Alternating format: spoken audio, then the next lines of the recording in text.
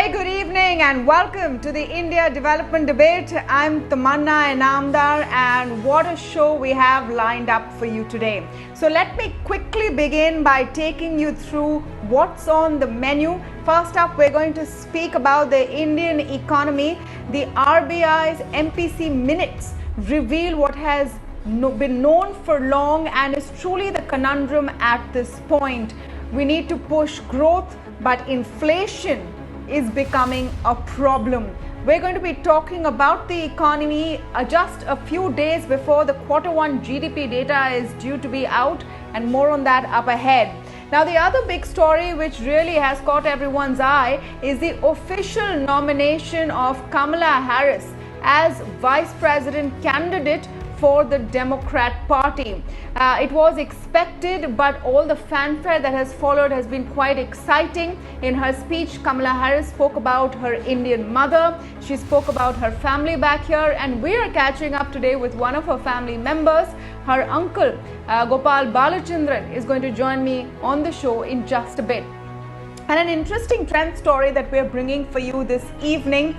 We know a lot of people have lost jobs or have lost income or employment of some sorts. Well, some of them have decided to take this opportunity to turn entrepreneurs themselves. We're going to feature some of these boutique entrepreneurs up ahead on the show. So much more coming up for you, but first let's get straight to the top story. Now, the Q1 GDP data is supposed to be out on the 31st of August. There is a range of predictions doing the rounds. Between 15 to 25% negative is supposed to be the estimate of how much the Indian economy lost in Q1 when it was hit by the coronavirus pandemic. This also points to the possibility that recovery may take longer than is being expected. In fact, that's what the World Bank has also said very recently. Now, the whole sort of conundrum was also highlighted in the MPC minutes of the Reserve Bank of India, which were out today, where members felt that they could not do enough to boost growth, as in cut rates, because they were hamstrung or hampered by high inflation, which has stayed above 6% for the last few months. So, how bad is the situation? Does this really mean we're looking at a protracted slowdown? What about the green shoots that everyone's been talking about? That's the first big story we're addressing this evening, and joining me to do that is Madan Sabnavis, Chief Economist of Care Ratings, which has given a figure of about 20% negative for Q1 GDP. Our Gopalan, former Secretary of Department of Economic Affairs, joins us on the show, as does consulting editor of ET Now, Mythili, Bhusnurmath. Welcome to all of you, and thank you for speaking with us. Mythili, I will come to you first, just to take off from the MPC minutes which were out today. Did these not really reflect the real sort of challenge we see going ahead? Now, Governor Das is quoted as having said in these minutes that he sees agri growth and the agricultural economy, Bharat, as a real spark. But then you have fears of inflation on the other end. Well, that's true, Tamanna. It is a very difficult situation, and it's a tightrope walk really for the Reserve Bank of India, because even though the inflation numbers for April and May, as the MPC members, almost all of them said we need greater clarity. The fact is that the numbers as they are, they stand well above the RBI's own margin, the band between 2 and 6%, with a midpoint of 4% under the inflation targeting regime. So in such a scenario, especially when growth is also faltering and faltering very badly, Madan is a brave man to make that estimate, because the fact is that we really don't know what the numbers are. It is going to be a decline, it is going to be a contraction, but it will be very difficult at this juncture to put a precise number to it. So given the fact that growth needs support, at the same time inflation is also picking up, it's a very difficult situation for the MPC, which is why all the members repeatedly said, even though they have anxieties and worries about the genuineness or the veracity of that inflation number, given the situation that we have today, they have no choice, because they repeatedly say that the primacy is of the inflation mandate. And even though it is inflation price stability, inflation control, keeping the objective of growth in mind, they had no choice but to maintain status quo. Of course, is also the situation that they also realize that there's very little that monetary policy can do at this juncture. So it is, they're caught between a rock and a hard place. And even though Shaktikanta Das did point to the agriculture being a bright spot, the fact is that agriculture contributes very little to the GDP, barely about 15 to 16%. So a tough time for all of us, Tamanna. Absolutely. The question is how tough. So it's not breaking news by any stretch of the imagination that the economy will contract this year. It's something the RBI itself has said. It is now well known that we're in negative territory, and that is likely to be the situation in large parts of the world because of the coronavirus pandemic and the lockdown, etc., etc. It is important though to see how deep the cut will be. And Madan, Sabnavis, let me come to you here. Mythili said you're a brave man, but you should take heart in the fact that you're not alone. There is a host of agencies that have predicted various figures ranging from 15% all the way to 25%. Tell me, how deep do you think the cut is? Do you think that it could have been worse than was first known, and does that in any way indicate that the recovery will be slower than what we are expecting? Actually, what we should recognize is that when we went in for the lockdown, the economy had come to a standstill. That was in the month of April. And gradually, to different levels, we had seen some kind of opening taking place in certain sectors of the economy. So therefore, we have this whole concept of green shoots saying that, look, July has been better than June, which has been better than May, which has been better than April. But the fact remains that I think the two major drivers for the economy, consumption and investment, are actually lackluster right now. And it doesn't look like that there will be any kind of an improvement, definitely in investment, because we have a situation where the private sector cannot invest. The government is not willing to go beyond the fiscal numbers. So therefore, there is no kind of a stimulus coming either from the central government or the state government. And in terms of consumption, we know very well that what we had started off in this particular program by saying that, yes, employment is an issue. All of us are facing pay cuts. We don't have the ability to have that discretionary spending. So when we have a situation like this, which is unlikely to change during the course of the year, it definitely means that numbers are not going to be good. Now, whether it's going to be minus 20%, minus 15, minus 25, of course, all of us have our own assumptions. We are looking at the 8 sectors. There are certain proxies which are available on the basis of which we make a kind of a reasonable guess saying that this is what's going to happen to the economy.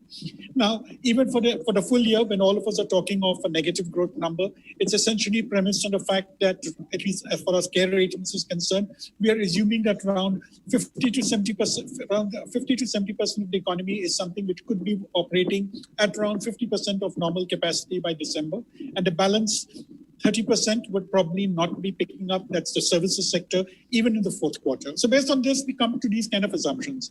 The fact remains that this year is gone.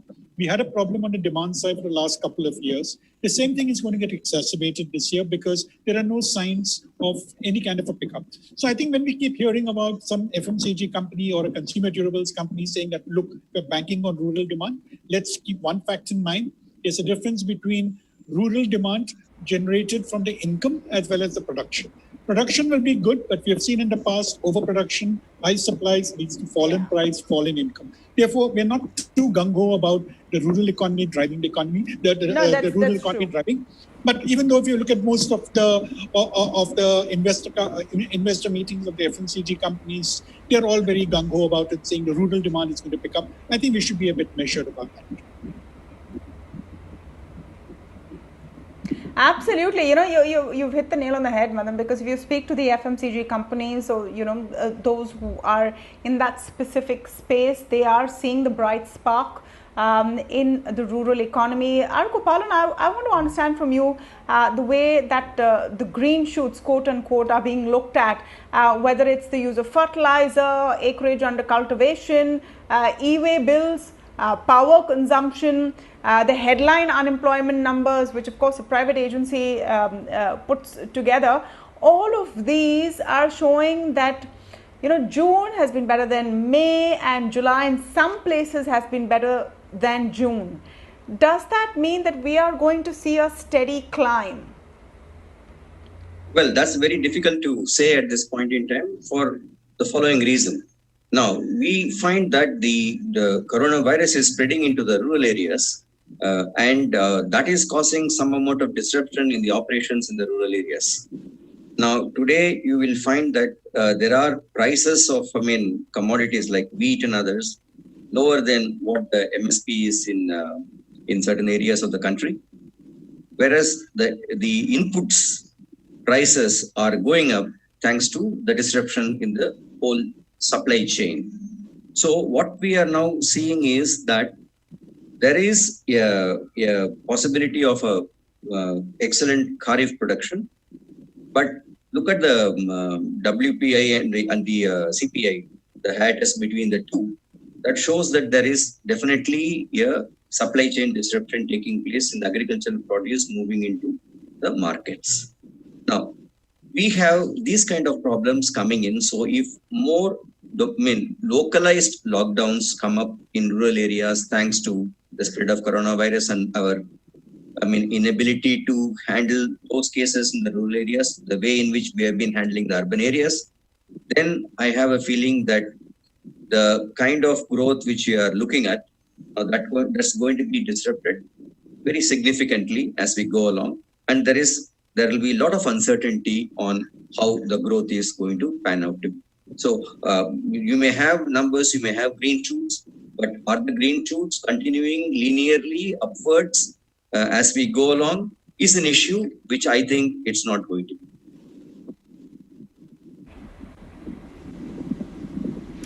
Mythili, that's actually the worrying part, isn't it? Because it's at this point difficult to discern whether the improvements in your high frequency data that you're seeing is due to some kind of pent up demand, how sustainable that pent up demand is, and how the virus itself will play out. Oh, absolutely, Tamanna. In fact, the overriding factor really is uncertainty. The fact is that as the lockdown is lifted, you will see each month being better than the previous month. But is it better than the comparable period of the last year? Most certainly not. Whenever we talk about GDP growth, it's always year on year. So possibly month on month will be better. In fact, most probably this particular quarter that we get, for which we get the results, GDP growth on the 31st August will hopefully be the nadir. And after that, things will start looking up. But looking up in what sense? Only as compared to the first quarter. So overall, the economy, as Madan said, this year is going to be a washout. It is a fact that every country, almost virtually every large economy has reported a contraction in the April to June quarter. But that is very small consolation given the level at which we are, given the kind of poverty levels we have, given the kind of per capita levels at which we had. Unfortunately, this need not have been so. I'm not saying that things could have been dramatically better, but could have been marginally better, certainly, had the government taken the courage in its hands and done a little bit more by way of spending. Because as Madan said, the private sector is not going to spend. The only game in town is really government spending. But government, surprisingly, and for reasons that are very hard to understand, has been very constrained by the fact that the fiscal deficit should not be hugely exceeded. Of course, it's going to be exceeded. But the question is that if this is not the time when you should do it, when is the time? Hopefully, the government is now going to come out with another package. We saw Sanjeev Sanyal, the principal economist, talk about the fact that now the government is in a position to press the accelerator. I hope he means what he says, and maybe the government, after seeing the dismal figures that we get on the 31st, because they are going to be dismal, the question is just how dismal. The government will come out with the second stimulus package, because that really is the need of the hour. There is going to be no spending unless government starts spending. And governments does seem to be having some change of heart. I hope they mean what they say, and we will see another stimulus package post the results on the 31st of August this year. I think you made a very interesting and important point, Mythili, about why economic growth or the lack of it matters in our context. Some of the viewers watching this might think that this is a very academic discussion. Why does this GDP figure really matter? Everyone knows it was the coronavirus and the pandemic and we were going through a bad time. But if we don't recover quickly enough and well enough, that means more job losses. That means more businesses shutting down. That means more people possibly being pushed below the poverty line. That means more hunger, more malnutrition. All of these things have a very real impact on people's lives, which is why this is something to focus on. And let me come to the point that Mythili made about, sort of keeping the powder dry.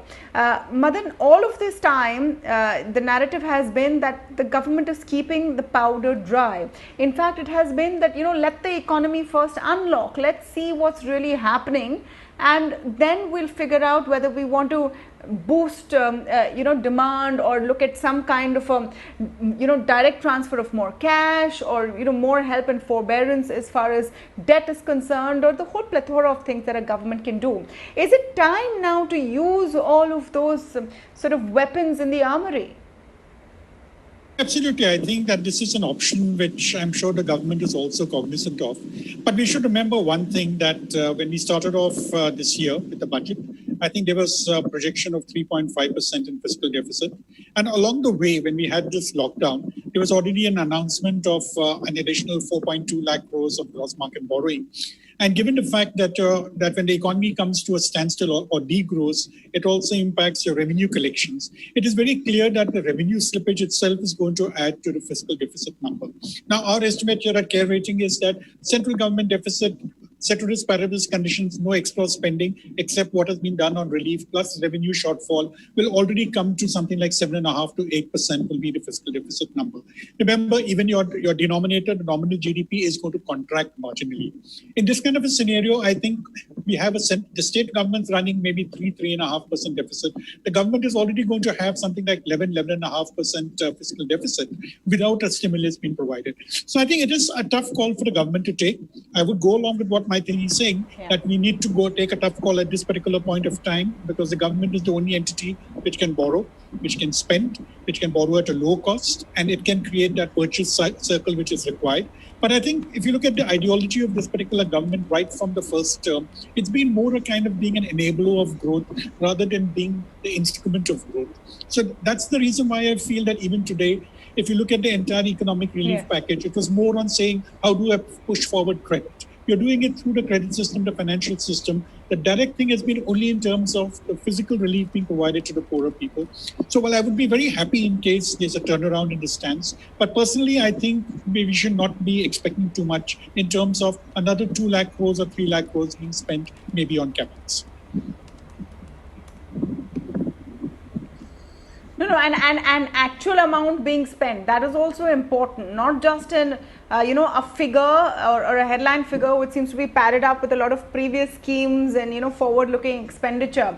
So Atmanirbharta in that sense is sort of the plan so far, Mr. Gopalan, that you look after yourself and we'll enable you from the sidelines, whether it is some aid restructuring your loans or allowing you to borrow your own money in advance, etc.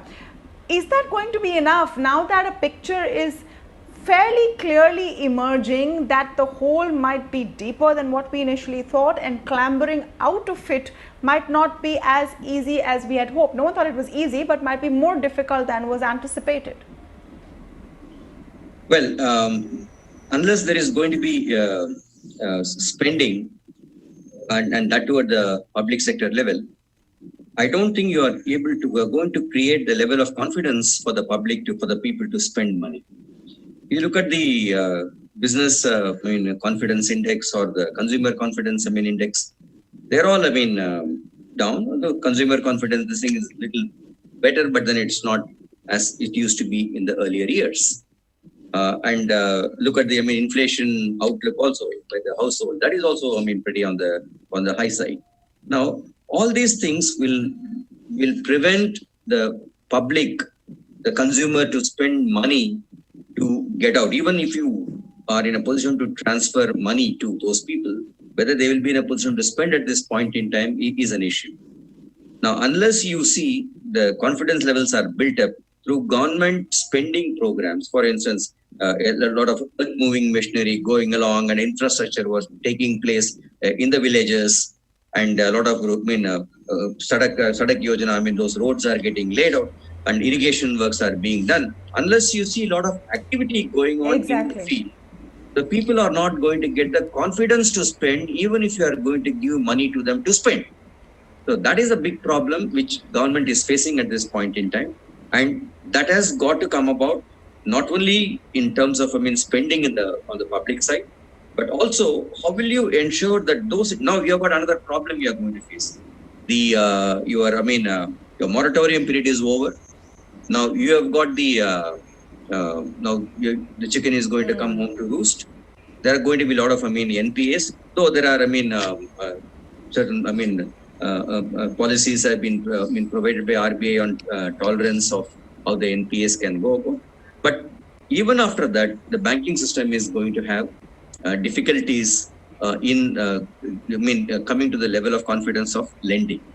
Now, most of the programs which the government has given for the purpose of ameliorating this the issue created by this COVID, but they are all bank credit driven. How much banks are going to really come up at this point in time to fulfill those kind of schemes is an issue which we need to really look at. Yes. So if you put all these things together, some amount of spending by the government is a must. First, all the capital expenditure must be front-loaded by the government to ensure that those expenditure take place, because all of them, to a great extent, are past schemes, and therefore, government need not have to take administratively time to get those schemes cleared to put them But on. But they are planning to do that. But the question is that all of this has been declared as intention. No, that's the point. You see, unless you, as I mentioned at the initial stages, you must bring up the level of confidence that can be done only by public spending happening on ground. Unless people see that, the level of confidence will not get built up for spending their own money. That is a clear issue at this point in time. Hopefully, there will be some amount of funding required for MSMEs who have really gone into a tailspin. And the government, loan is only for borrowing those people who are borrowing from the banks who have got an account with the bank. There are any number of other MSMEs who don't fill in that particular category, micro level. And what are you going to do about them? Unless the banks are able to spot them, many of them have, about 16% of the MSMEs have account with the banking system. Now, if banks are able to give loans to these people, based on the fact that they require money, either loan, but just would be grant to meet the salary expenditure, other fixed costs for these MSMEs.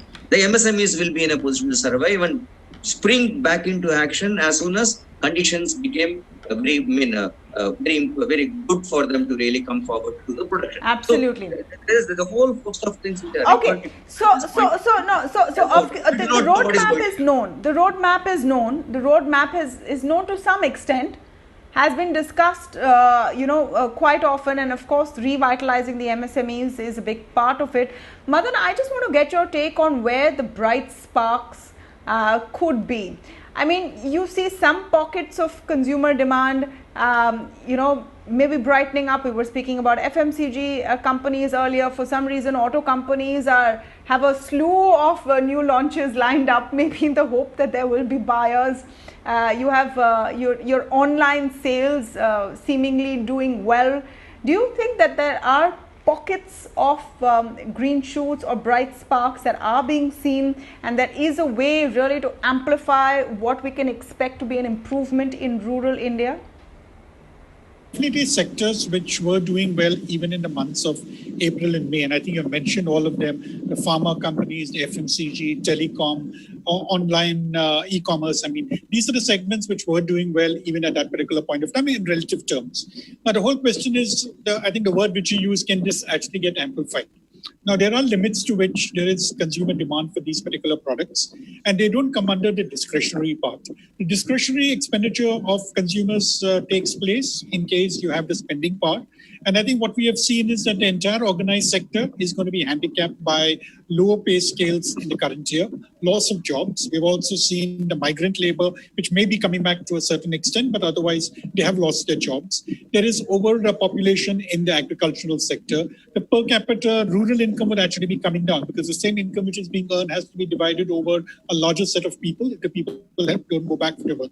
And where at this particular point of time, there are certain industries like, say, real estate, which employ a large amount amount of people. I think that's come to a standstill because of the pandemic as well as the monsoon. So therefore, it needs to be seen whether things are going to recover, and whatever happens to my mind is going to be very, very gradual. And I think the important thing is demand stimulation is required from somewhere. And I go back to saying that it can be done only by the government and not by individuals. So whatever we see in certain sectors which are doing relatively better will probably continue to do so, but they will not be able to drive the economy from the kind of labyrinth which we are in right now.